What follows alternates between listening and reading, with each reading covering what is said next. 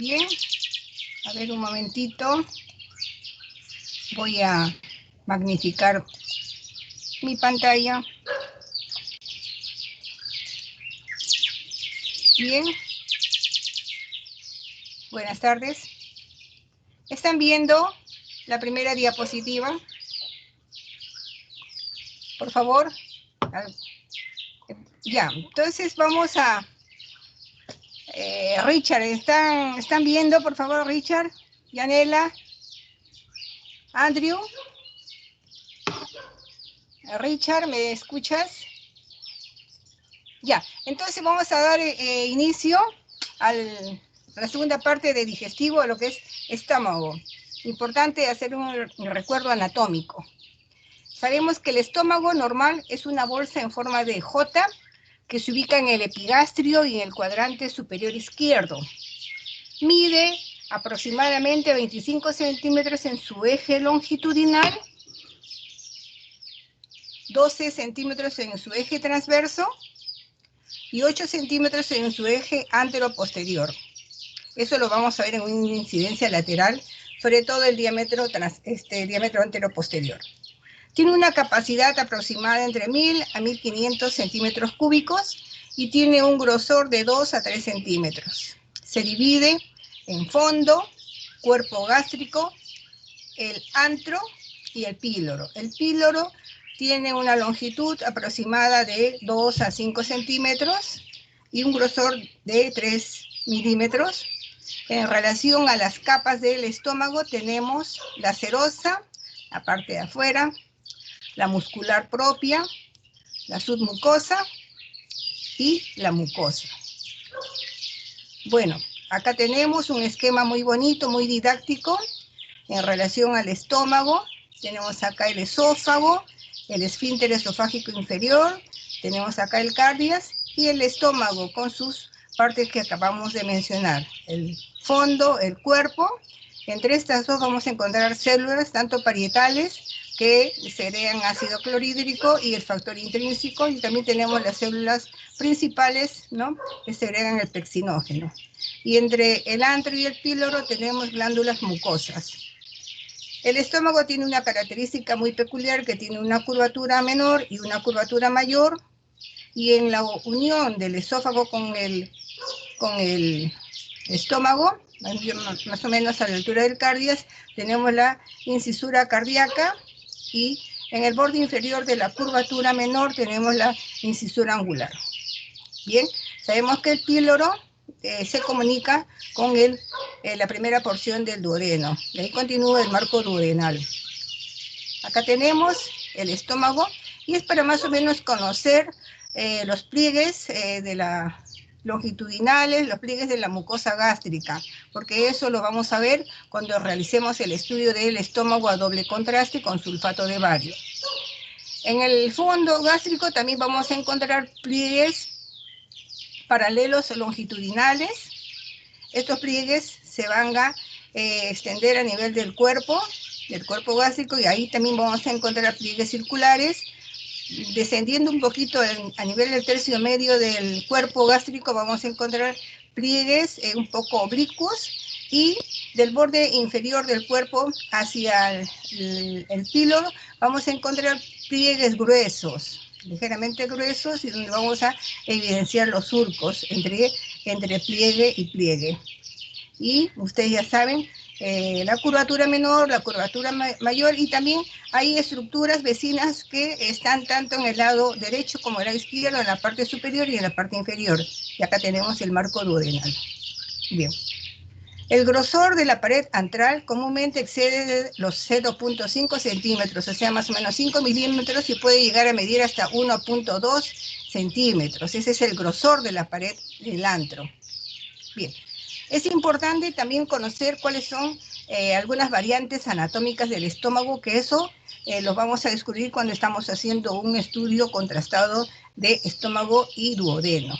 Bien, tanto en frontal, miren, todas las imágenes están realizadas en frontal. Cuando estamos frente a un estómago eutónico, o sea, normotónico, vamos a encontrar que el píloro y la incisura angularis están a la misma altura, miren, horizontal y están a la misma altura. Cuando estamos frente a un estómago hipotónico, un estómago perezoso en la que la digestión es lenta, ¿qué sucede cuando vemos y estamos viendo las imágenes en el engatoscopio? Vamos a ver que el píloro está por encima del nivel de la incisura, ¿no? Y más o menos menor a 1 centímetro de distancia. Y cuando estamos frente a un estómago en asta de buey o un estómago hipertónico, acá vamos a encontrar que la incisura está por arriba, o sea, por encima del nivel del píloro. Es una distancia mayor de 1 centímetro. Entonces, más o menos tenemos 3 variantes anatómicas de un estómago normal, un estómago perezoso, hipotónico, un estómago en asta de buey o hipertónico.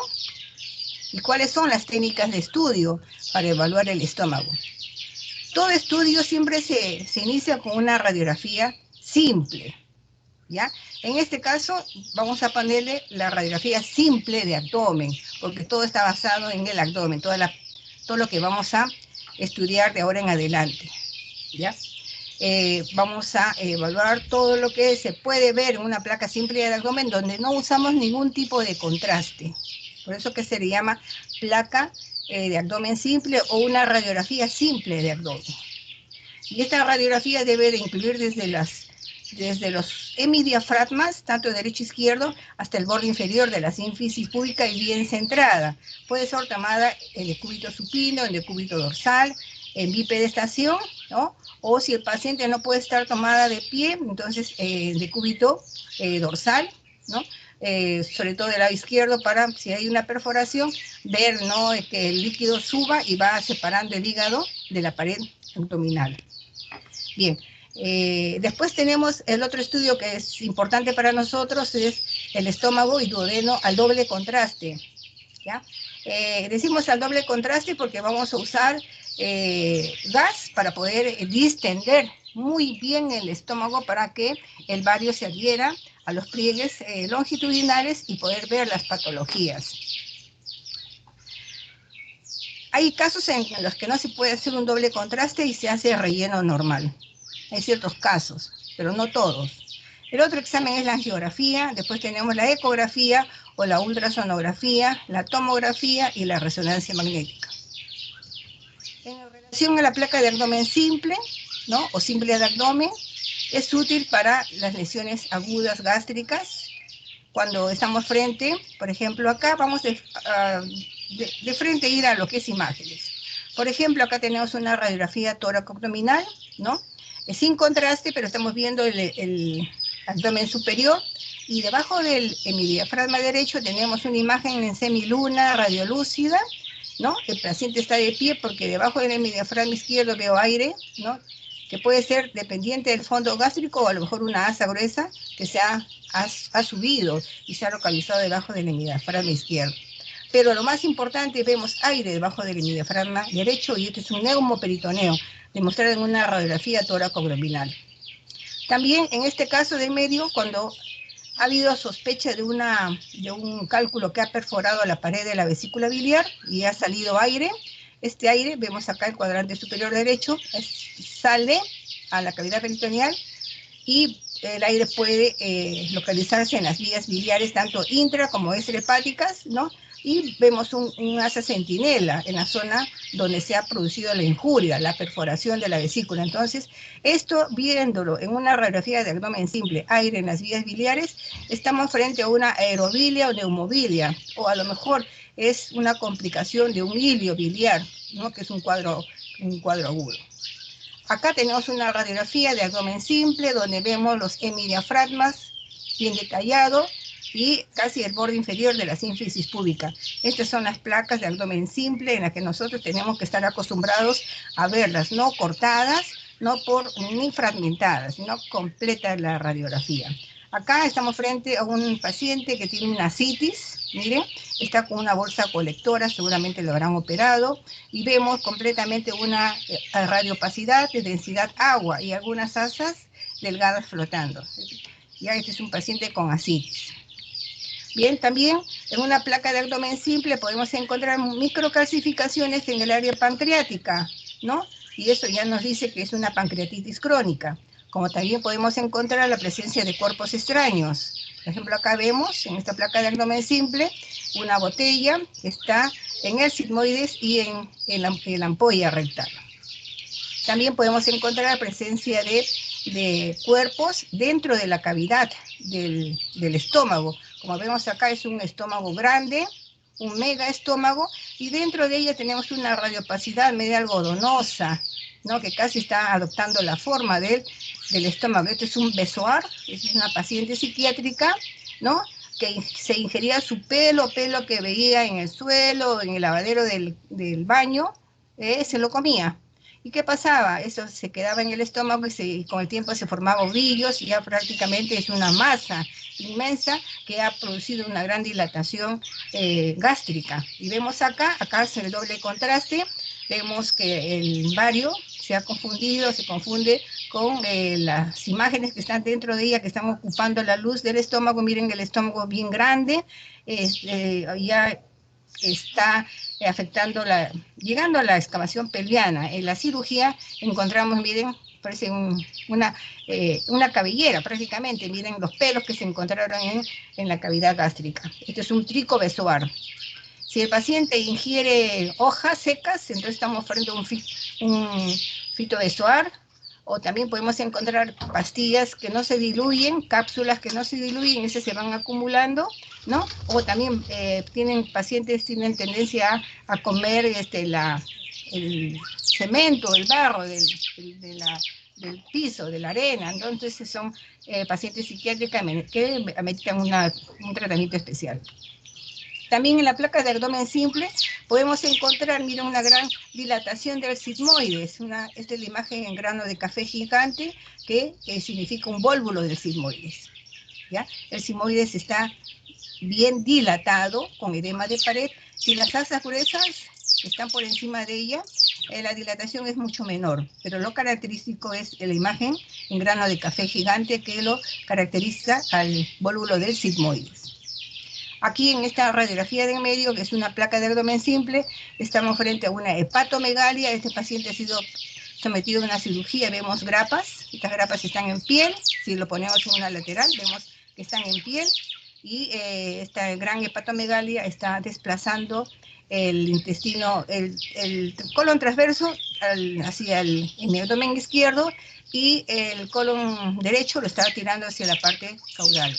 Como también podemos encontrar, ¿no?, pacientes, ¿no?, que pues, se pueden encontrar bien en el cuadrante superior derecho. Acá lo tenemos en el flanco, ¿no?, esta imagen que tiene la forma de una pera parcialmente calcificada, y dentro de ella usualmente se encuentran cálculos mixtos. Esta es una vesícula de porcelana que es precancerígena. Desde el momento que lo diagnosticamos en una placa de abdomen simple, es importante al paciente derivarlo a cirugía para que lo operen, como es precancerígeno. Y el cáncer que da es muy agresivo y de poco tiempo de vida.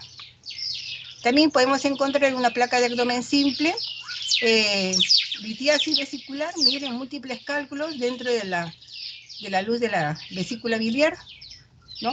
Como también en la excavación pelviana podemos encontrar estas calcificaciones heterogéneas, grumosas, pueden estar separadas, fragmentadas. Por ejemplo, acá es una grande, bordes irregulares, y está ocupando casi toda la excavación pelviana.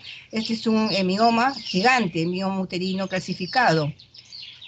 O como también podemos encontrar calcificaciones de los vasos. Acá vemos calcificación de la aorta abdominal, como de las ilíacas, pero no hay aneurisma, el calibre está normal. Pero vemos una gran calcificación, es una angiosclerosis severa. Bien, entonces, como les dije, primeramente es importante una placa preliminar antes de administrar el contraste. En este caso el contraste va a ser por vía oral, ¿ya? Como también hay otros contrastes de otros tipos de exámenes en que se hace por vía endovenosa, entonces siempre se hace una placa preliminar porque hay cosas que se pueden esconder con el contraste. Bien, en relación al estómago y duodeno, al doble contraste. ¿Cuál es el beneficio del estudio?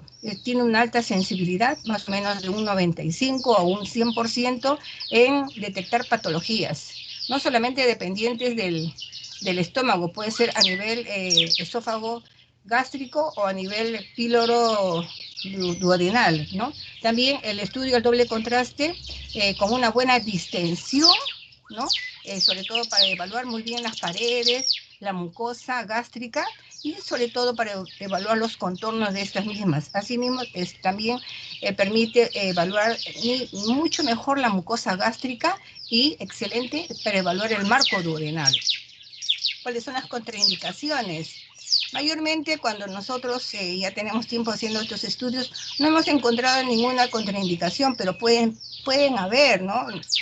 Como una hipersensibilidad al medio de contraste, al sulfato de bario.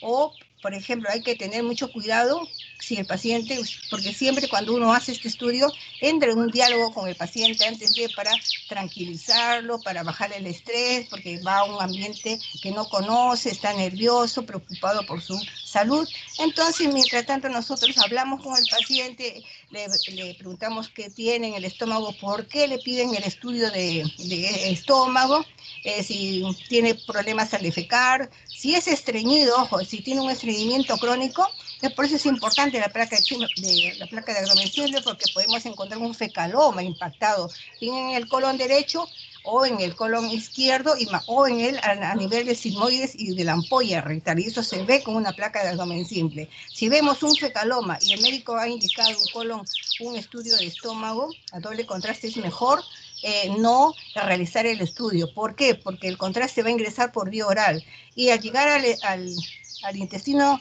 grueso, ¿qué pasa? La mucosa se absorbe. De hecho, ya en el intestino delgado se está absorbiendo el agua que tiene el sulfato de bario y va a quedar el yeso. Y el yeso va a seguir avanzando, cosa que llega al colon, y si en el colon hay un fecaloma y más el yeso del bario, entonces va a empeorar el cuadro de obstrucción colónica. Es por eso que es importante dialogar con el paciente. Cuando tenemos pacientes hospitalizados, ¿no? Bajan ellos con su historia clínica y tiene la importancia, es importante leer la historia clínica del paciente, ¿ya? Si estamos con el residente que nos dé información, por qué le piden, cuáles son sus exámenes de laboratorio, otros exámenes de ayuda diagnóstica que tiene el paciente para podernos nosotros encaminar y con este examen ayudar al diagnóstico y al tratamiento del paciente. En cuanto al riesgo de aspiración, eso sí se puede notar en pacientes ancianos, en los que mayormente no hay una sincronización cuando degluten, cuando respiran, y ellos incluso estando de pie, teniendo el sulfato de bario pasándolo, el bario puede pasar al bronquio y producir un cuadro de aspiración. Eso sí lo hemos notado, y justo estando el paciente de pie.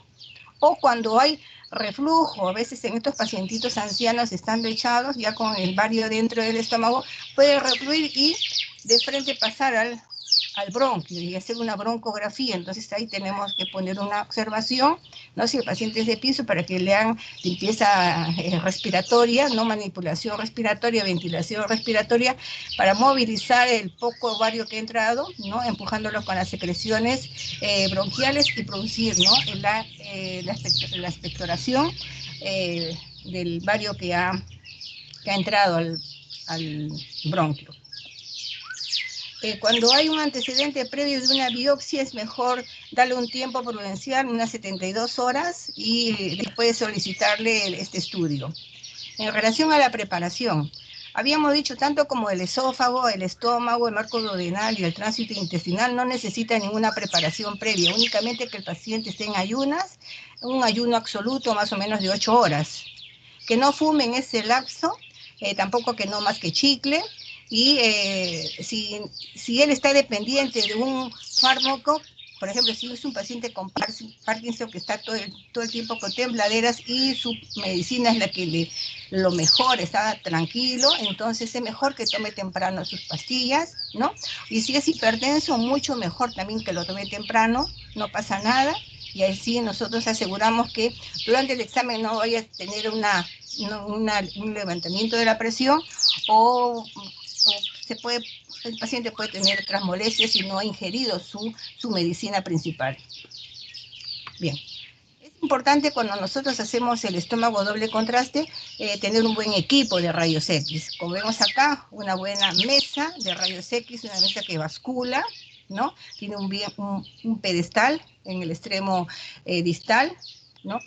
Unos soportes para que el paciente, estos soportes se movilizan para que el paciente tenga un apoyo, sobre todo aquellos que tienen inestabilidad cuando están de pie, ¿no? Acá, si nosotros basculamos la mesa, el paciente tiene que estar con los pies un poco separados para que no tenga sensación de mareos.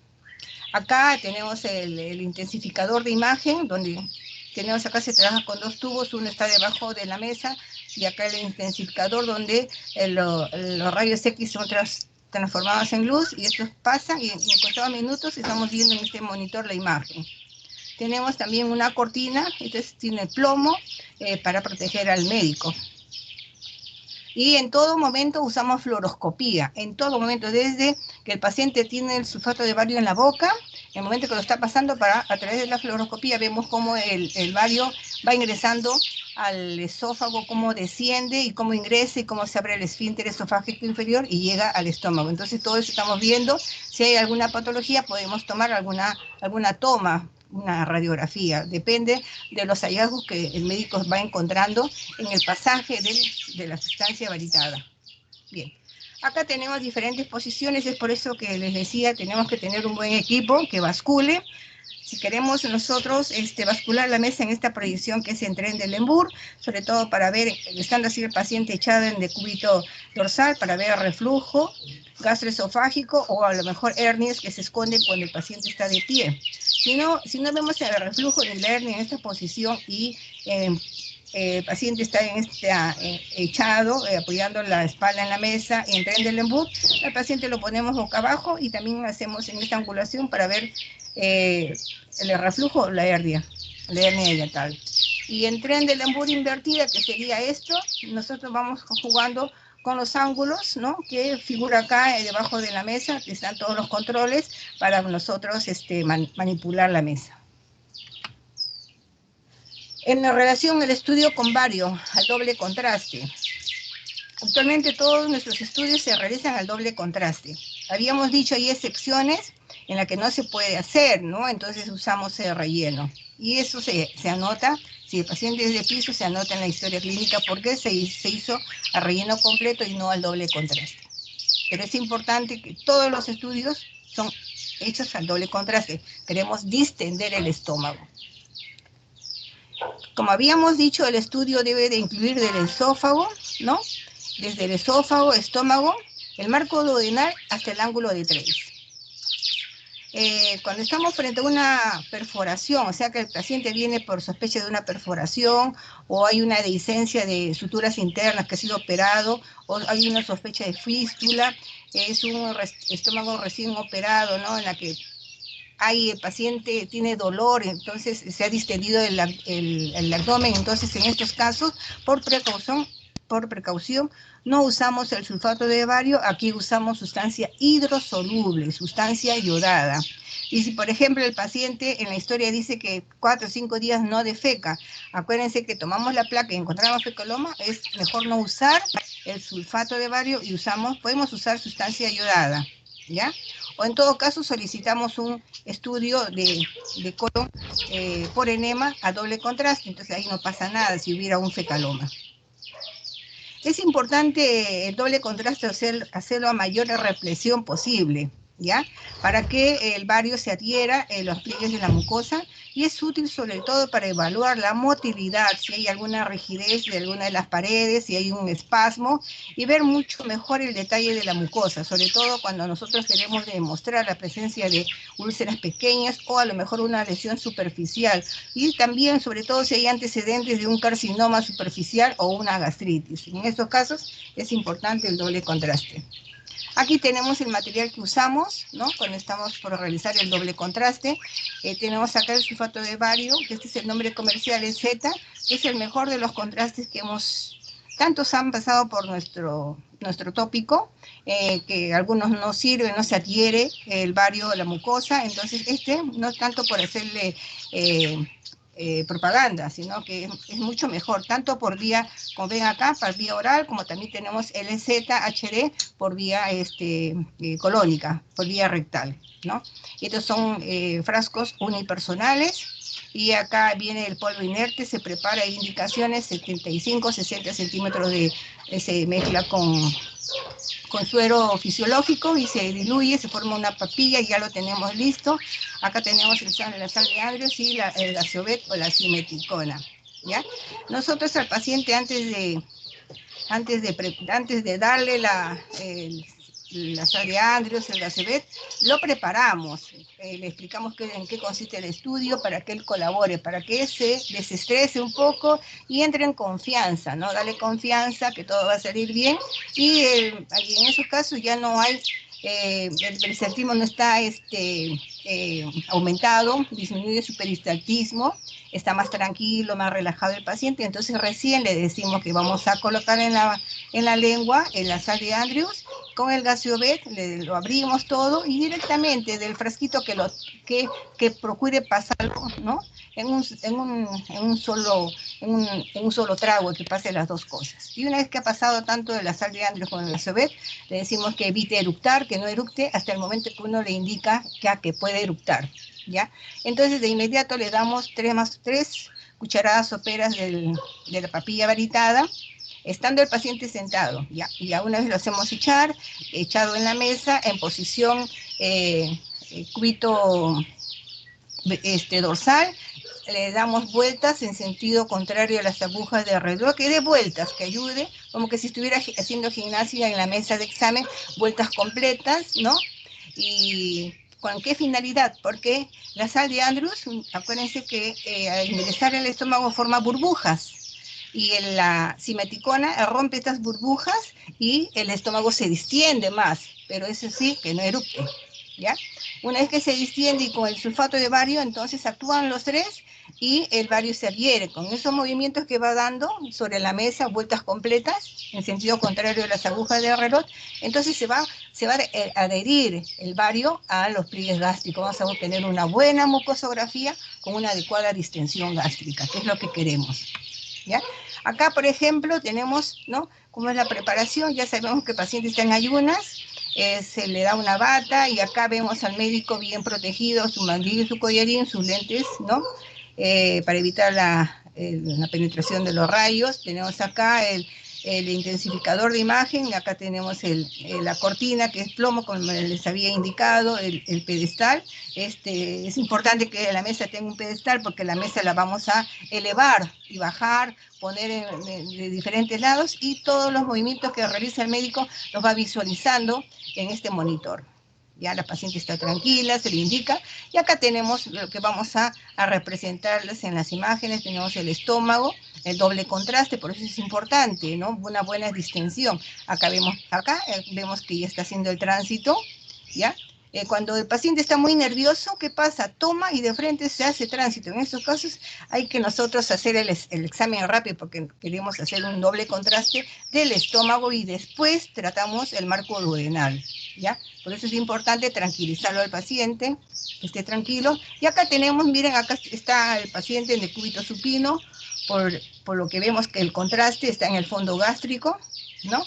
Y mientras que el aire se ha distribuido, el aire como el bario, se ha distribuido tanto en el cuerpo, en el antro y en la región antropilórica y en el píloro. Estamos viendo los pliegues gástricos, ¿no?, casi un poco oblicuos, ¿no? Miren acá, el fondo, ¿no?, está completamente lleno de bario. Nos orientamos también que encima tenemos el diafragma, ¿no? Es importante la curvatura menor, ver la cisura. Acá tenemos la cisura cardial, acá tenemos la cisura angularis, la curvatura menor, la curvatura mayor, ¿no? Y ese es un doble contraste. Acá tenemos parte del estudio. Acá tenemos al paciente en decúbito dorsal, y vamos a estudiar tanto el cuerpo como el antro. Vemos el doble contraste, y el fondo del estómago está lleno de bario. En esta otra posición lo tenemos al paciente en decúbito oblicuo izquierdo, y acá vamos a estudiar tanto el antro, el píloro y efectivamente nos estamos olvidando del cuerpo gástrico, que es importante, y acá vemos los pliegues un poco oblicuos. Y el vario está en el fondo gástrico. Vemos acá en esta proyección, el paciente está en decúbito ventral, la importancia, mire cómo ha descendido el sulfato de bario, y vemos acá el doble contraste en el fondo gástrico. Y el bario está tanto en el cuerpo como en la región del antro y del píloro. Y estamos viendo ya parte del bulbo duodenal. En esta otra proyección vemos que el paciente está de pie, posición posterior anterior. Vemos cómo han descendido las sombras mamarias, se sabe que es una dama, y vemos acá clips, ¿no? Esa es secuela de una cirugía laparoscópica de la vesícula biliar, y como está de pie, vamos a estudiar acá, miren el fondo gástrico, que vemos el doble contraste, y a nivel del tercio medio del cuerpo y la parte inferior del antro y píloro vemos el vario ha descendido. Como sabemos que está de pie, hay un nivel, ese es el nivel, ¿no?, producido por el sulfato de bario. Y estamos viendo parte del marco duodenal. Bien. Esta es una proyección en decúbito dorsal. Acá vamos a estudiar. Miren, el doble contraste está en el cuerpo gástrico. Vemos muy bien la curvatura menor, la curvatura mayor, ¿no?, la región antropilórica. Y el fondo se encuentra con sulfato de bario. Vemos los surcos y los pliegues delgados. Acá vemos que el paciente está en decúbito oblicuo izquierda. Acá vamos a estudiar, el doble contraste está en la parte del cuerpo y la región antropilórica. Y vemos muy bien ya el marco duodenal.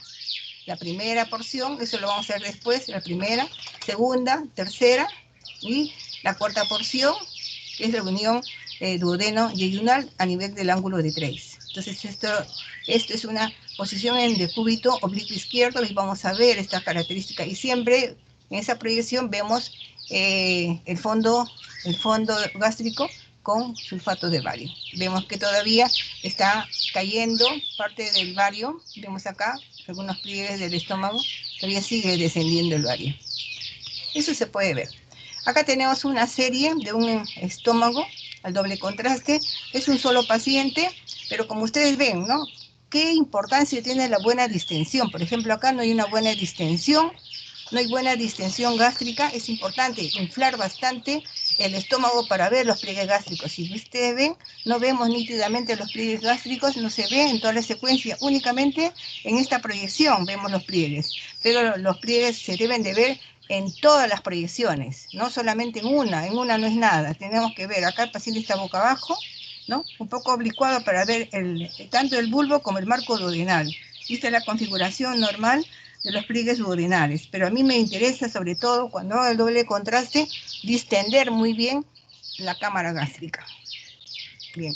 En este otro examen es un solo paciente, entonces desde que el momento que el médico lo hizo, ha hecho una buena distensión gástrica. Estamos viendo desde el comienzo, ustedes ven los pliegues, que me importan, vean los pliegues, porque acá se pueden detallar pequeñas erosiones, rigidez, engrosamiento de la mucosa, o podemos encontrar úlceras benignas o úlceras malignas. ¿Ya? Es importante la buena distensión gástrica en el doble contraste. ¿Ya? Acá también, miren, importante, si ven toda la secuencia estamos viendo el doble contraste, y eso es porque el médico ha realizado una adecuada dilatación de la cámara gástrica usando la sal de Andrews, el Casio-Bet y la papilla valitada. Y indicándole al paciente, siempre haciéndole recordar que no eructe, porque a veces uno le dice una sola vez, pero el paciente dice que por ese momento no tiene que eructar, pero después empieza a eructar, y uno a veces no se da cuenta porque está entretenido viendo la fluoroscopía, pero en cada momento que está haciendo repetir que no eructe. Ya una vez que hemos obtenido las imágenes del doble contraste, ya ahí recién se le dice al paciente que ya puede eructar, pero mientras no. A ver, un momento. El otro estudio es la angiografía. Este examen es importante, sobre todo para el diagnóstico de las hemorragias digestivas altas. Sirve para localizar el sitio de la hemorragia, el lugar de la hemorragia, ya sea causada por una úlcera o por unas varices, o a lo mejor puede ser una masa sangrante, ¿no?, o una tumoración que está sangrando, ¿no? Entonces, en estos casos, pero es importante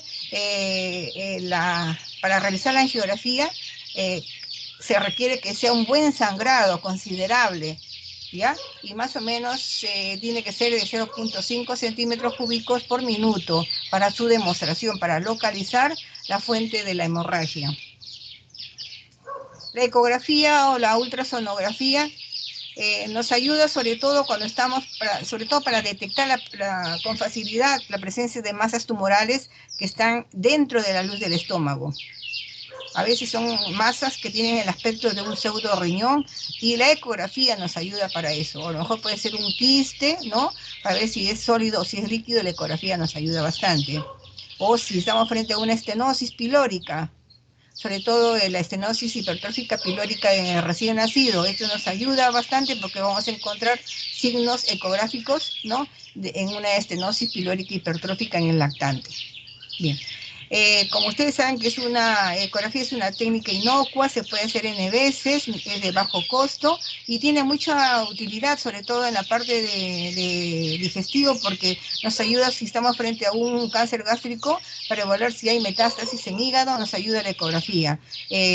O si hay ganglios metastásicos en la pared aórtica, o están en el territorio del tronco celíaco, o están a nivel de retroperitoneo, o a lo mejor han invadido uno de los riñones, o a lo mejor ha invadido el hilio hepático. Entonces, para estos casos, la ecografía es de bastante importancia. En ocasiones puede detectar infiltración tumoral directa en órganos vecinos, como el páncreas, el hígado, el colon, sobre todo del hígado y lóbulo izquierdo, porque está cerca a la curvatura menor. Algunas patologías relacionadas con el esófago, ¿no? Para eso nos ayuda la ecografía. Acá tenemos una ecografía donde estamos viendo el estómago ecogénico, lo vemos completamente negrito, y vamos para evaluar las paredes. Miren, las paredes gástricas son unas paredes normales, el grosor es normal, que no llega no llega a 10 milímetros de grosor, esto es normal.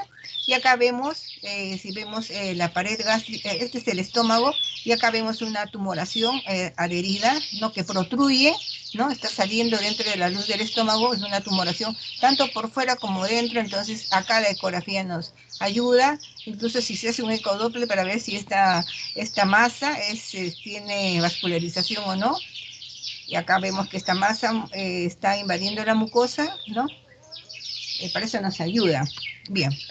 La otra es la tomografía computarizada. Este examen es importante en la evaluación de tumores tanto del estómago como del duodeno. Permite demostrar la existencia de infiltración de la pared, así como también la extensión más allá de esta. Por ejemplo, cuando el tumor salió ya de la cavidad del lumen, ya pasó las paredes, está invadiendo estructuras vecinas, ¿no? Acá es importante, nos ayuda a ver también la presencia de estadiaje de los tumores gástricos. Tomográficamente, la pared gástrica normal va de 7 a 10 milímetros, y la pared duodenal más o menos es menor de 3 milímetros de grosor. Bien, acá tenemos la utilidad que nos brinda la tomografía. Tenemos acá en la tomografía en un corte coronal, vemos el estómago, es un mega estómago, como ustedes quieran llamarlo, o una gastromegalia gigante. Miren completamente el estómago, miren la forma de una J, es un estómago gigante que está invadiendo la excavación pelviana, ¿no? Entonces acá hay que ver cuál es la causa de esta dilatación, ¿no? Mayormente son estenosis pilóricas, y sobre todo demostrar que puede ser causada por una secuela de una cicatriz ulcerosa a nivel del bulbo duodenal, o puede ser una fibrosis causada por una cirugía, ¿no? A nivel de las vías biliares, o puede ser una extensión de un tumor, ¿no? Entonces en estos casos nos ayuda. Bien, acá habíamos dicho que es importante la placa de abdomen simple. En este caso se usó la placa de abdomen simple y después se hizo la tomografía, la reconstrucción a nivel de la parte abdominal. Vemos en la placa de abdomen un mega estómago, también es un estómago gigante, en el interior tiene pequeñas imágenes finas como radiolúcidas, pequeños, como que si fueran pequeños nódulos, ¿no? Completamente afecta todo el contenido del estómago. Igual acá podemos ver, miren las imágenes, es como una estenosis pilórica. ¿Qué pasó? Este paciente Es un paciente, en menos de 2 horas se comió más de 3 kilos de unas frutas que tenían cantidad de pepitas. Entonces, ¿qué pasó? ¿No? Presentó una estenosis a nivel del esfínter, no respondió adecuadamente, empezó a sentir una gran dilatación en horas, y eso motivó que lo lleve la familia a emergencia, y en emergencia, bueno, le tomaron la placa, no se sabía qué era, pensaban que eran Bezoar, ¿no? Bezoar. Entonces, estuvo en observación, le pusieron un enema suave y empezó a eliminar estas pepitas de la fruta que había comido en menos de media hora, más o menos, después de un tiempo de 4 o 5 horas que estuvo en emergencia, prácticamente quedó casi una tarde. En el siguiente control de abdomen simple, el estómago se desinfló, ¿no? Entonces ya el paciente quedó para ver cuál fue la causa de esta gran estenosis pilórica, ¿no? Porque así no puede quedar, porque en cualquier momento puede hacer otra vez este cuadro de urgencia médica. Bien. Espera un momentito.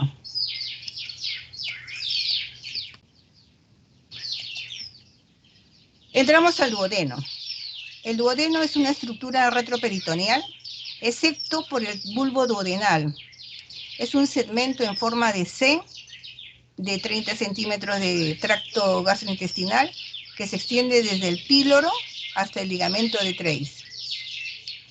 El duodeno es la porción más ancha del intestino delgado, no tiene mesenterio y está solo parcialmente cubierta por el peritoneo.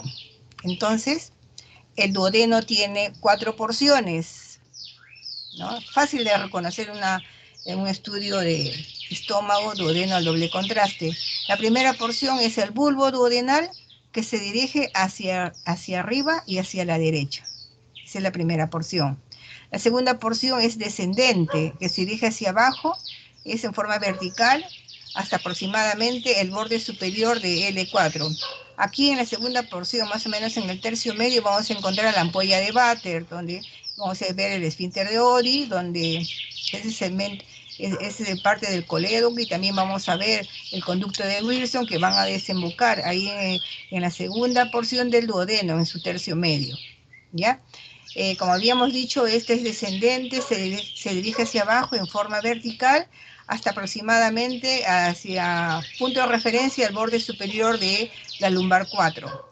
La tercera porción es horizontal, atraviesa de derecha a izquierda para luego ascender hasta aproximarse a la altura de L1. Y la cuarta porción, a este nivel se forma la flexura duodeno-yeyunal, donde se encuentra el ligamento de Treis. Como vemos acá, ya hemos estudiado el estómago, ahora vamos al marco duodenal, ¿ya? Acá tenemos el esfínter del píloro, acá tenemos el bulbo, primera porción, es horizontal y va hacia la derecha. La segunda es vertical. Miren, vayan viendo la mucosa, miren el calibre normal, no pasa los 3 centímetros, miren los pliegues bien definidos, y acá va de derecha a izquierda. Este es el tercer segmento, ¿no? Y el cuarto segmento sube, más o menos, y va detrás del estómago y se termina en un ángulo, es el ángulo duodeno-yeyunal, donde es también llamado el ángulo de Treis, ¿no? Entonces eso es la imagen en forma de C que tiene el marco duodenal. Y en medio vamos a ver, ¿no? Se sitúa el páncreas. Vemos acá un poquito más magnificado, el paciente está en oblicua, ¿no? Este es el doble contraste, y miren la mucosa, bien definida, vemos, ¿no? Tenemos la primera porción, segunda, tercera y la cuarta, ¿no? Esta es la unión duodeno-yeyunal, ¿no? Y acá está el ángulo de Treis. Igual acá, lo que estamos demostrando, es importante, miren la forma que tiene el bulbo, ¿no? Una forma caprichosa, sus bordes bien definidos, el canal pilórico, ¿no?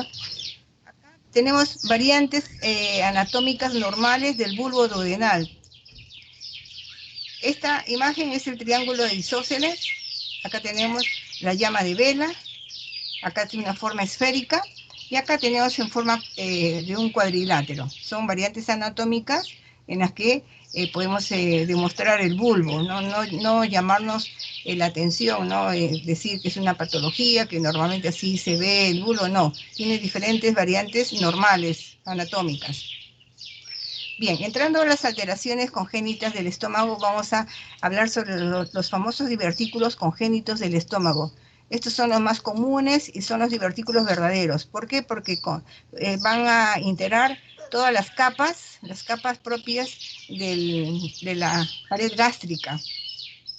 El 70% se encuentran en la pared posterior del cardias, o sea, los divertículos están en la pared posterior del cardias, y el manejo de estos divertículos, así como hablamos de los divertículos del esófago, depende de su tamaño y de los síntomas que ocasionan. Cuando son más grandes, entonces la sintomatología es más exquisita y mejor dar tratamiento de inmediato. Los divertículos mayores de 4 centímetros son más propensos a producir complicaciones y tienen poca respuesta al manejo médico. Se manifiestan como imágenes de adición posteriores al cardias o encontrarse en la cara posterior del fondo gástrico. Y acá miren, estamos frente a un estómago al doble contraste, vemos el fondo gástrico con sulfato de bario y adyacente al cardias, miren acá, este es un divertículo congénito posterior, ¿no? Se ha llenado de bario, miren acá, ¿no? Es un divertículo, nos orientamos del cardias, o si yo quiero poner en esta proyección, el paciente está de pie, ¿no? Dibujo todo el estómago con sulfato de bario, y de pie voy a ver que está más o menos cerca al cardias, y si le tomo una lateral a este mismo paciente, le voy a encontrar el divertículo mirando a la columna dorsal, ¿no? Mayormente algunos divertículos tienen un pedículo largo o son sésiles, ¿no? Y mayormente estos por la posición y se localizan porque también se llenan de sulfato de bario. Son lisos, bien definidos. La otra alteración, que también es frecuente de verlo, es la posición del estómago que adopta, ¿no? La imagen del estómago en cascada. Acá tenemos, es en la radiografía posterior anterior, con contraste. Vemos, el paciente está de pie, ¿no? Ven por el nivel. Miren, este es el estómago, no se aprecia muy bien en esta proyección, pero si lo ponemos en lateral, sea derecha, sea izquierda, vemos el famoso estómago en cascada. Miren, el fondo gástrico se sitúa en la cara posterior e inferior en relación al cuerpo gástrico. En este caso se llena de contraste varitado y por rebosamiento cae y va opacificando el cuerpo gástrico, el antro, y va saliendo hacia la segunda porción, ¿no? Entonces acá igual tenemos el famoso estómago en cascada. Vean cómo acá el paciente está de pie por el nivel, ¿no? Este es el fondo gástrico, es posterior, se llena completamente y por el rebosamiento, ¿no? Ya empieza a descender el contenido y va dibujando los otros segmentos del estómago. Bien, acá lo vemos, ¿no? El famoso estómago en cascada. Se llena el fondo y va cayendo como una cascada. Bien, también vamos a conocer algunas compresiones extrínsecas del estómago. Esas compresiones extrínsecas, por ejemplo, mayormente son causadas por estructuras vecinas. En este caso, si estamos frente a una hepatomegalia, ¿qué pasa con el lóbulo izquierdo del hígado? Crece, tenemos acá el estómago y empuja al estómago completamente hacia el hemiabdomen izquierdo. Acá lo vemos como lo empuja y conforme lo empuja produce una compresión extrínseca y disminuye la luz del cuerpo gástrico. Y en la lateral, ¿no? ¿Qué pasa con la compresión causada por el lóbulo izquierdo del hígado? La compresión va de adelante hacia atrás, lo empuja de adelante hacia atrás, lo empuja hacia la columna. Si estamos frente a un aneurisma, acuérdense que los aneurismas son para lumbar, mayormente están en el lado izquierdo de la columna. Entonces, el aneurisma se dilata completamente, igual tiene casi un comportamiento similar al a la hepatomegalia. Entonces empuja, disminuye la luz del cuerpo, pero ¿qué pasa? ¿Cómo lo vamos a ver en la incidencia lateral? Es lo contrario, como el aneurisma está delante de la columna, entonces va a empujar hacia adelante a la curvatura menor, y la estenosis es evidente y lo vamos a encontrar en el estómago en proyección anterior. Cuando estamos frente a una patología pancreática, por ejemplo, un cáncer de la cabeza del páncreas, entonces crece la tumoración que está en la cabeza del páncreas, va a empujar la segunda porción del duodeno, a veces la comprime, ¿no? Y también va a formar una muesca a nivel del antro. Acá ven una muesca, esto es causado por la tumoración propia de la cabeza del páncreas. En la lateral vamos a ver, ¿no? Vemos acá cómo la tumoración de la cabeza de páncreas empuja, igualito la muesca se hace más evidente, esta muesca a nivel del antro, más evidente que en la incidencia frontal, y hay una gran separación tanto de la tercera porción, acá ya no es la segunda, es de la tercera porción del duodeno. Y acá vemos las estructuras vecinas que pueden causar compresiones extrínsecas. Si comprime la curvatura menor, puede ser causada por el lóbulo izquierdo del hígado o puede ser causada por una masa propia del páncreas. Si hay una compresión a nivel del píloro o de la primera porción del duodeno, puede ser causada por el cuerpo de la vesícula biliar. Si es una compresión a nivel del antro, lo empuja, comprime, puede ser parte, ¿no?, de una masa dependiente del cuerpo del páncreas. Si es a nivel del fondo gástrico, pues una compresión causada por el hemidiafragma. O si es una esplenomegalia, va a empujar el borde superior de la curvatura mayor. O si es parte de la cola del páncreas, va a también comprimir y va a empujar hacia adentro y va a disminuir la luz del estómago, ¿no? Sobre todo va a comprimir parte de la curvatura mayor. En relación a las úlceras pépticas gástricas, es importante para esto efectuar una distensión gástrica y un buen doble contraste para demostrar estos 4 signos de una úlcera benigna. El primer signo vamos a encontrar el nicho ulceroso. Este nicho ulceroso benigno es extraluminal. Indica la colección del bario, ¿no? Va a estar dentro de ese nicho, como que si fuera un montículo de bario de bordes bien lisos, bien definidos, bien contorneados. Siguiente, vamos a encontrar los pliegues radiantes. Estos pliegues son paralelos, convergentes, llegan al nicho ulceroso. Son bordes suaves, simétricos, y se dirigen y llegan al nicho, o sea, a la lesión de la úlcera. Siguiente, vamos a encontrar una línea finita radiolúcida, es la línea de Hampton, ¿no? Esta mayormente la vamos a observar cuando el paciente está en proyección lateral, ¿no? Ahí lo vamos a ver porque se define muy bien el nicho ulceroso, que es extraluminal. Esta línea es una línea fina, bien delimitada, que atraviesa la base del nicho y es de 1 milímetro de ancho. Es bien finita, es transparente, ¿no? Y representa la mucosa gástrica colgante en los bordes de la úlcera benigna. Esta línea de Hampton separa la úlcera de la luz gástrica. Siguiente signo, vamos a ver el collar edematoso. Como su nombre lo indica, es una banda ancha, como que es un collar, se encuentra entre el nicho y la luz. Pero en estas dos vamos a encontrar la línea de Hampton. Y este collar se origina por un edema y una reacción inflamatoria. Y esto se interpreta como la famosa úlcera en colina, debido al efecto de masa producido sobre todo por el edema y la reacción inflamatoria. Y por último tenemos la meseta ulcerosa. Esta es una meseta, es una extensa masa de tejido que rodea la úlcera. Está causada por un edema y falta de distensión de la pared gástrica. Esta meseta ulcerosa mayormente no la vamos a ver en la incidencia lateral. Esta se puede ver en la incidencia frontal.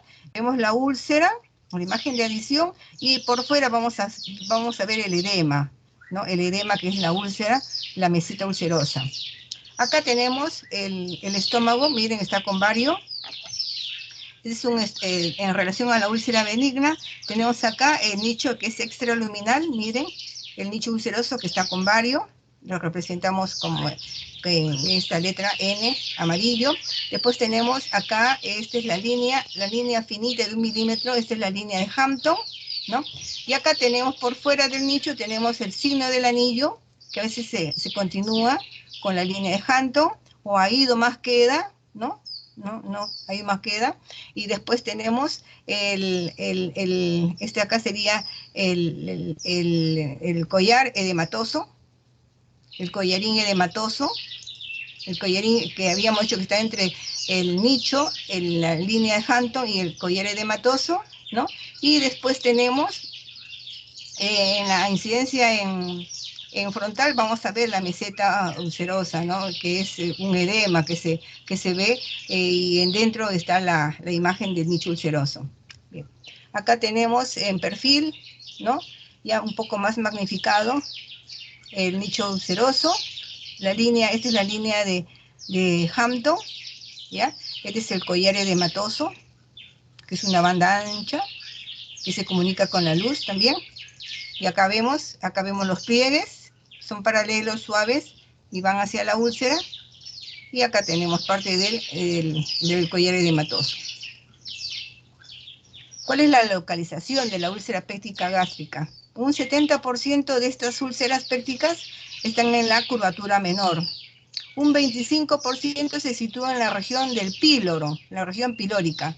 Y estas pequeñas úlceras, benignas, gástricas, están en el píloro, son pequeñas, más o menos de 5 milímetros de diámetro, y son de estirpe benignas. En relación a la úlcera duodenal, esta se presenta en el bulbo, en la pared anterior. La mayor parte son de menos de 1 centímetro de diámetro. Estas úlceras, cuando están a nivel del duodeno, cuando reciben tratamiento, se cicatrizan y van a formar la imagen en trébol por la cicatriz, ¿ya? Es como una secuela, es una cicatriz. Mayormente las úlceras benignas dejan cicatriz, las úlceras malignas no dejan cicatriz. Entonces vamos a encontrar a nivel del bulbo esa imagen como que si fueran unas hojitas de trébol que indica la cicatriz de esa úlcera. Y como hay fibrosis, muchas veces estas úlceras cicatrizadas producen una gran fibrosis que ocasiona una estenosis pilórica. Entonces, una de esas causas de esas estenosis pilóricas es la cicatriz de la úlcera a nivel del duodeno. Una de ellas, o hay otras causas de estenosis pilórica, no hablando de la estenosis hipertrófica en el lactante, sino aquellas estenosis pilóricas producidas en el adulto. Empezando desde lo más benigno que puede ser la secuela de una cicatriz, de una úlcera duodenal benigna, hasta lo más maligno, una invasión de una tumoración de una estructura vecina.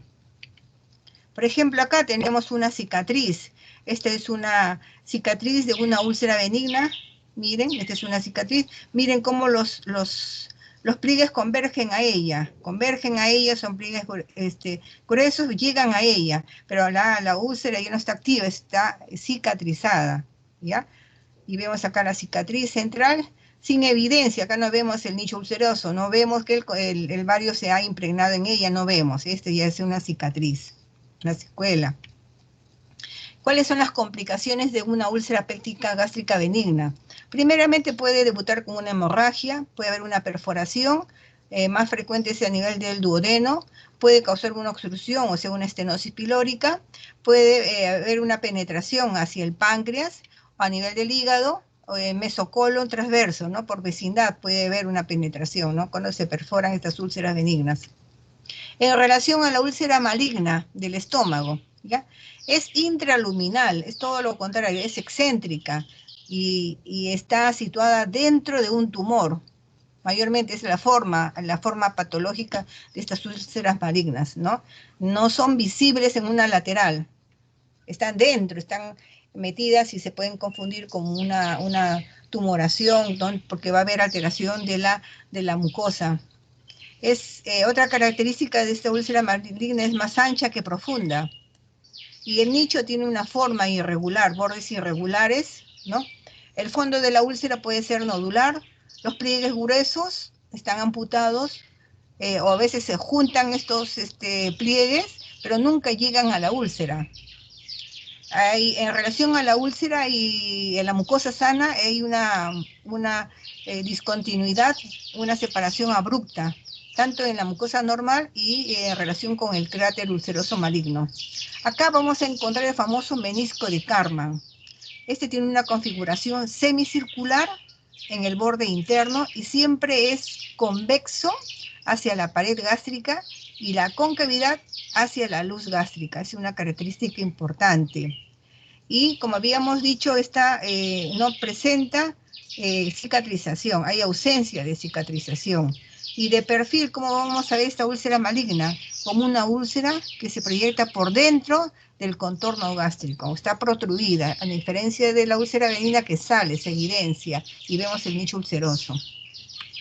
Por ejemplo, acá tenemos, miren, vemos el estómago al doble contraste, y acá en la curvatura mayor, este es el signo de menisco de Karman, es un signo específico de una úlcera maligna del estómago. Vemos esta úlcera de aspecto semicircular, el borde interno, este borde interno, está en contacto con el contraste, está atrapado dentro de la luz, ¿no? Está dentro de la luz del estómago, y tiene una forma irregular, casi definida, miren, sus bordes son un poco irregulares, pero es convexa hacia la luz, ¿ya? En cambio, esto lo diferencia de una úlcera benigna, que la úlcera benigna es cóncava hacia la luz. Esa es la diferencia que tiene tanto la úlcera maligna, como en este caso, que es el signo del menisco de Karman, de la úlcera benigna. Bien, la otra entidad es la gastritis. Esta es la gastritis. Hay una alteración, una lesión de la mucosa gástrica de origen inflamatorio. Este origen inflamatorio puede ser agudo o crónico. Y la clasificación de la gastritis es una clasificación enorme. La hemos dividido en agudas, tenemos una gastritis flemonosa, enfisematosa, artritis corrosiva, hemorrágica o una gastritis eosinofílica. Y en el cuadro crónico, cuando hay una atrofia, alteración del fondo gástrico, mayormente cursa con una anemia perniciosa. Y la gastritis granulomatosa mayormente se acompaña con la enfermedad de Crohn, con una tuberculosis, con blues y una actinomicosis. Y la enfermedad de Menetrier, que es frecuente de verla en una gastritis. Por ejemplo, acá tenemos pliegues normales. Este es un doble contraste del estómago bien distendido. Vemos acá los surcos así tubulares. Miren, esto es normal. Vemos las curvaturas bien definidas. Y cuando estamos frente a una gastritis, miren los pliegues, están completamente engrosados. Esta es una gastritis ya crónica, miren, completamente engrosados, ¿no? Y distorsionados, de todo, tanto del cuerpo como también parte de la región antropilórica. Igual acá vemos que mayormente en este tipo de gastritis a veces no hay que tener suerte para hacer un buen doble contraste. Acá va a haber un adelgazamiento de los pliegues de forma difusa o también puede ser forma segmentaria. ¿Ya? En relación a la enfermedad de Menetrier, esta es causada por una hipertrofia gigante de los pliegues. Mayormente es una enfermedad rara, se caracteriza por hiperplasia de los pliegues gástricos a nivel del fondo y también del cuerpo gástrico. Además, esta enfermedad de Menetrier, o sea, esta hipertrofia gigante de los pliegues, cursa con una hiposecreción gástrica y también por una hipoproteinemia. Tiene tendencia a la asociación con enfermedades malignas gástricas, o sea que hay que hacer controles de este tipo de estudio cada 6 meses, ¿no? Para ver cómo si está respondiendo al tratamiento o a lo mejor se está yendo a la malignización gástrica. Acá vemos en este corte coronal, en una tomografía, vemos un engrosamiento, miren acá, de la pared gástrica. Este es un engrosamiento difuso, vemos los pliegues, están gruesos, prominentes, y estos pliegues pueden medir hasta más de 100 milímetros de ancho. El otro cuadro es la obstrucción pilórica, pero vamos a hacer el detalle frente a una estenosis hipertrófica pilórica de lactante, ¿ya? Mayormente se da entre los 3 y 6 meses después del nacimiento y es frecuente verlo en varoncitos. la radiografía de abdomen simple, ¿qué es lo que vamos a encontrar? Marcadamente vamos a ver el estómago dilatado y el píloro elongado. Y eso se ve en una buena placa de abdomen simple en estos niñitos, en estos recién nacidos. Y radiológicamente usamos sulfato de bario.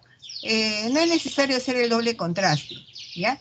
Vamos a encontrar 4 signos: el signo de la cuerda, que es la imagen típica, ¿no?, de la hipertrofia pilórica del lactante. El signo de la cuerda se traduce por el hilo fino, ¿no?, que lo hace el bario a nivel del antro pilórico y a nivel del bulbo duodenal. Entre estas dos vamos a encontrar el píloro largo. El otro signo es el signo del hombro. Es causado por una indentación producida por el músculo hipertrófico a nivel del antro gástrico. El otro signo es el signo del pico. Es una prominencia justo donde comienza la obstrucción. Y se forma este signo porque el contenido gástrico intenta, en este caso el bario, intenta vencer esa estenosis pilórica, ¿no? Entonces, como está intentando, se va formando como un pico. Ese es el signo del pico, ¿no?, a nivel del canal elongado.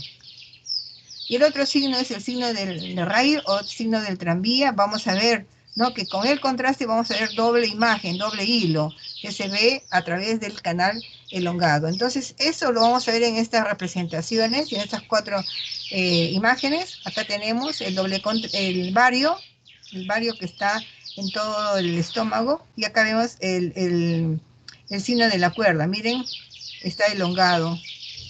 El píloro está bien elongado. Es típico, y esto lo vamos a ver en la placa de abdomen simple. Y vamos a encontrar algunos pliegues, unas ondas antiperistálticas. Acuérdense que como está lleno, se forman ondas que tratan de vencer esta estenosis. Algo parecido como la calancia, ¿se acuerdan? Bien, acá tenemos el signo del hombro. Acá es una muesca, ¿no?, que se da, ¿no?, por una hipertrofia a nivel de la región del antro, cerca al píloro, ¿no? La otra es el signo del pico, porque trata de vencer esta estenosis, y el contraste se está dibujando, pero en forma de un pico de el signo del pico. Y acá vemos en las imágenes de tranvía como el bario forma 2 hilos delgaditos, finitos, ¿no?, dentro de la elongación, ¿no?, del píloro. Entonces tenemos los 4 signos en relación a una hipertrofia congénita del píloro. Ecográficamente, nos ayuda un montón la ecografía cuando no tenemos el alcance del estómago contrastado. Entonces, es importante a través de la ecografía demostrar cuánto es el grosor normal del músculo pilórico. El grosor normal del músculo pilórico es de 2.3 más menos 0.7 milímetros. Es una estructura solo transparente. En su interior existe un área ecogénica formada por la mucosa y la luz del píloro. En relación a la estenosis hipertrófica pilórica, este grosor va a estar alterado. Miren, si era de 2.3, lo vamos a encontrar de 4.5 milímetros. ¿Ya? Esto es anormal. En relación al corte transversal, el diámetro normal del anillo pilórico suele ser de 7.45 más menos 2.2 milímetros. Pero cuando estamos frente a una hipertrofia pilórica congénita, este corte transversal, ¿cómo lo vamos a encontrar el diámetro? Entre 13.4. Imagínense la diferencia de 7.45 a 13.4. Y hay una imagen de Diana que está adyacente, pero a veces se puede ver, ¿no?, con un buen traductor, como a veces no se puede ver. En relación al corte longitudinal, también es otra indicación, ¿no?, ecográfica, que ayuda bastante. En la estenosis hipertrófica del píloro, la longitud del canal pilórico es de unos 14 a 26 milímetros. Miren, a esta le llaman, esta es una imagen como que si fuera el cervix ecográfico. Así lo denominan algunos autores. Acuérdense que, y lo normal de este canal pilórico, ¿cuál es la longitud? Lo normal es de 10 a 13.5. Miren la diferencia, cuánto es, ¿no? La longitud del canal pilórico, cuando está la alteración y cuando es normal. Es importante reconocer, saber los valores normales cuando estamos frente a una hipertrofia pilórica y reconocer cuál es lo patológico a lo normal. Entonces, como conclusión, la ecografía tiene una buena fiabilidad diagnóstica de alrededor de más del 90% de diagnóstico. Acá ecográficamente vemos el músculo de la pared del canal pilórico hipertrofiado. Acá vemos la longitud del canal pilórico y acá vemos parte del estómago.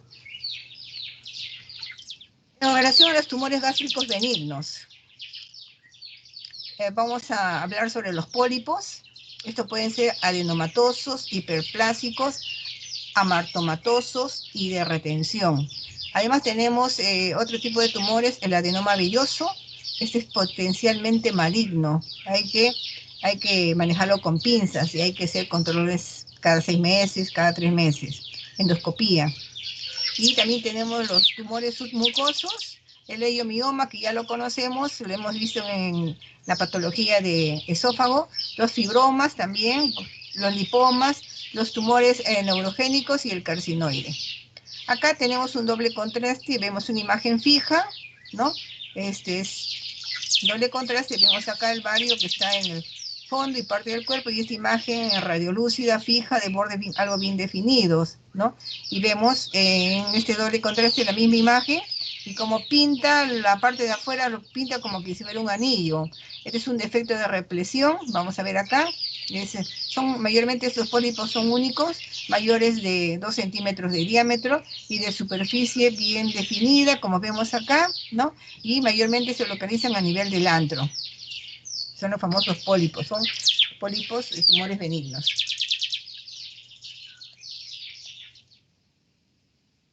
Acá vemos una imagen que está dentro de la luz del estómago, acá está magnificada, como pinta por fuera y está en contacto con la mucosa del estómago. Este es un leiomioma benigno.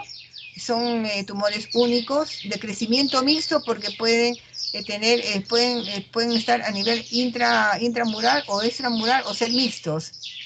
Mayormente se localizan en la parte alta del estómago. Acá lo vemos que está cerca de la curvatura mayor. En relación a los tumores gástricos malignos tenemos el carcinoma, el linfoma, las metástasis y los sarcomas. Acá tenemos diferentes formas de presentarse. Acá tenemos la forma ulcerada. Esta es la imagen casi típica de la úlcera maligna. Este es un nicho ulceroso. Miren, bordes irregulares. Tiene un efecto de represión, ¿no? Y acá, donde está señalando las cabecitas de flecha, es el menisco de Karman. Vemos acá las imágenes, ¿no? Algo definidas, cóncavas. En esta otra imagen también es el estómago con contraste. Esta es una forma polipoidea, es una forma fija, está localizada en la curvatura mayor, ¿no? Forma una imagen de sustracción, ¿no? No tiene pinta de ser una tumoración benigna. Acá vemos, miren, este es acá tengo el esófago, este es el estómago, supuestamente es un doble contraste, no se ha distendido adecuadamente. Acuérdense que cuando hay una patología ya bien comprometedora dentro de la luz del estómago, entonces el doble contraste, el aire no va a distender como uno quisiera, como hemos visto en las placas, en las imágenes de las primeras diapositivas. Esta es una forma de infiltración vegetante, está infiltrando el fondo gástrico, miren, imagen de sustracción, ¿no? Y también a nivel, mira, hay una rigidez, ¿no? En el cuerpo, y también a nivel de las dos curvaturas, hay una rigidez y una espasticidad, ¿no? Es propio de los cánceres malignos. Acá vemos el fondo, vemos acá, y acá falta, hay una gran, esta es la variante infiltrativa. Acá origina una estenosis, como decir, el signo de la manzana mordida, completamente estenosado. Al menos ha dejado pasar contraste, vemos acá. parte del segmento distal del cuerpo y del antro, y acá vemos el bulbo. Es una estenosis concéntrica, producido a nivel, ¿no? El daño es a nivel del cuerpo gástrico. Y en relación al cáncer gástrico avanzado, acá este cáncer afecta a la muscularis propia o prácticamente todos los planos del estómago, ¿no? Acá se divide en tipo 1, tipo 2, 3, tipo 4. El tipo 1 es una lesión polipoide de más o menos 3 centímetros con lobulaciones irregulares. El tipo 2 es un defecto de represión de la pared gástrica visible en la fase de relleno varietado. El tipo 3 es mucho más grande, presenta un defecto de represión y la rigidez de las paredes gástricas. Esta se acompaña con un cráter irregular y vamos a encontrar ahí el signo del menisco de Karman. Y también el tipo 4 es un carcinoma difuso infiltrativo con una gran proliferación de tejido fibrótico. Este tejido fibrótico va a mantener el estómago fibrosado, recontra pequeño, y las imágenes van a ser fijas en toda la secuencia del estudio radiológico. Puede estar el tamaño espástico, fibrosado, tamaño del estómago bien reducido, y vamos a encontrar la imagen típica de la linitis plástica, que es un cáncer ya bien avanzado a nivel del estómago. Acá tenemos la clasificación de Borman en relación a un carcinoma avanzado. Tenemos el tipo 1, polipoide, el tipo 2, ulcerado, miren, como ulcera, está penetrando, lesionando los planos del estómago. Vemos el tipo 3, es una lesión ulcerada, infiltrante, crateriforme. El tipo 4, miren, el tipo 4 es un daño bien avanzado, es un compromiso infiltrativo difuso severo. Entonces ahí tenemos los 4 tipos en relación a la clasificación de del carcinoma avanzado según Borman. Y en relación a las metástasis del cáncer gástrico, las metástasis, cuando está el cáncer gástrico instalado, puede hacer metástasis a los órganos cerca a ella, cerca al estómago, o metástasis por vía hematógena o una siembra peritoneal. Hay varias vías de hacer metástasis del cáncer gástrico.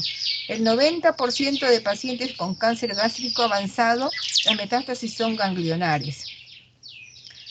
Y estos ganglios, mayormente un 10%, ¿no? Vamos a encontrar el famoso ganglio de Virchow, que es supraclavicular izquierdo. Ya. Cuando es la metástasis de diseminación hematógena, vemos que esta metástasis puede afectar el hígado, pulmón, el hueso. Puede ser metástasis a través de la sangre.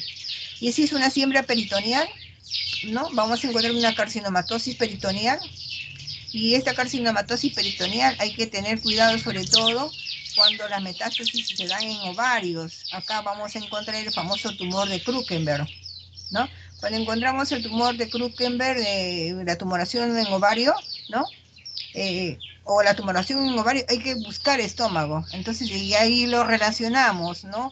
El cáncer del estómago dio metástasis al ovario, entonces estamos frente al tumor de Krukenberg. Bien.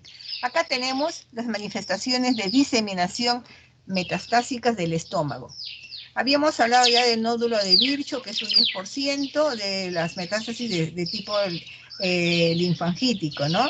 Y estos nódulos de Virchow mayormente los vamos a encontrar cuando hacemos la exploración clínica del paciente, hay que buscar nódulos supraclavicular izquierdo. Eso hay que biopsiarlo. Y si encontramos un nódulo del irlandés, esto es el nódulo axilar anterior izquierdo, también tiene relación con la diseminación del cáncer metastásico de estómago. Si encontramos el nódulo de la hermana María José, así se llama, es una infiltración umbilical. Ese nódulo vamos a ver cerca de la cicatriz del ombligo. Y si es el tumor de Krukenberg, que ya habíamos hablado, es la metástasis a ovario. Y el otro es el signo de anaquel rectal de Blumer. Acá vamos a encontrar una más en fondo de saco de Douglas. Hay otros tumores no del estómago, que son de otras estructuras que van a dar metástasis del estómago. Y las imágenes típicas mayormente son, vamos a encontrar el signo del ojo de buey, que es el típico del melanoma maligno metastásico a nivel del estómago, ¿no? Las mucosas, al doble contraste, ustedes van a encontrar en la mucosa gástrica la imagen que dibuja el signo de un ojo de buey. Es una imagen muy bonita, pero lo malo es que es maligna. Aparte, el signo del ojo de buey no solamente es producido por el melanoma maligno metastásico, también lo vamos a encontrar cuando estamos frente a un cáncer de pulmón, un cáncer de páncreas o del colon. También podemos encontrar este signo del ojo de buey. Y también hay que tener presente que hay otras estructuras que dan metástasis al estómago, por ejemplo, el cáncer de mama. Si es cáncer de mama y metastásico a estómago, entonces en el estómago podemos encontrar la imagen típica que ya le hemos mencionado, la linitis plástica. En relación a los tipos de cirugía gástrica, que no es nuestro campo, pero siempre nos piden para hacer el seguimiento post cirugía, ¿no? Sobre todo cuando empieza el paciente a tener el síndrome de dumping, a veces está vomitador, a veces hay que ver que el muñón gástrico, el muñón de la cirugía, a veces se ha estenosado o lo mejor hay una recidiva de la tumoración. Entonces tenemos que demostrarlo y en estos casos nos piden los cirujanos demostrar en la zona de la anastomosis, cómo ha quedado la cirugía. Entonces para eso es importante reconocer qué tipos de gastrectomía se han hecho. Puede ser una gastrectomía radical, consiste en la extirpación de todo el estómago y de los tejidos linfáticos cercanos.